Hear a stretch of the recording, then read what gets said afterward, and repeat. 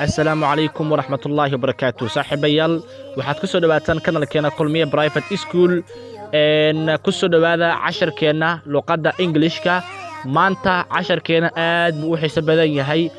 fadlan ku soo dhawaada intaan muuqaalka hor u gudgelin waxaan idinkaga baahanahay inaad subscribe ku caawisaan kanalkeena kulmiye private school sidoo kale aad like gareysaan muuqaalkani hadda aad daawanayso fadlan ha ka ilaabin si share gareyso aadna nagu soo dhiirigeliso qaybta hoose ee commentiga ku soo dhawaada mar labaad waa tahay saaxiibayaal maanta casharkeena waxa ay ku saabsanaan doona hadduu qadaro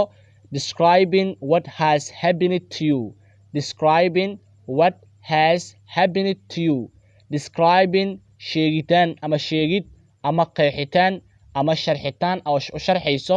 what has happened waxa kugu to you what has happened to you waxa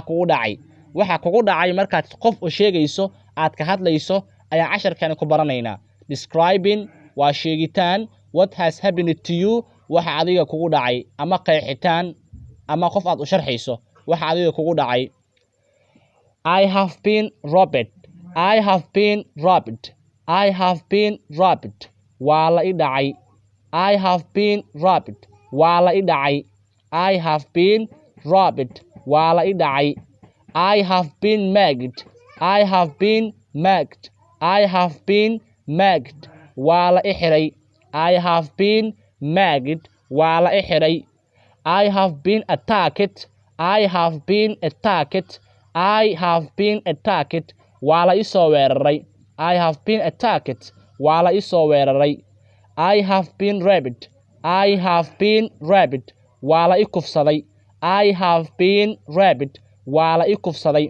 I have been molested I have been molested I have been molested waa la i farxumeeyey oo farxumeyn weeyaan I have been molested waa la i farxumeeyey I have been stabbed I have been stabbed I have been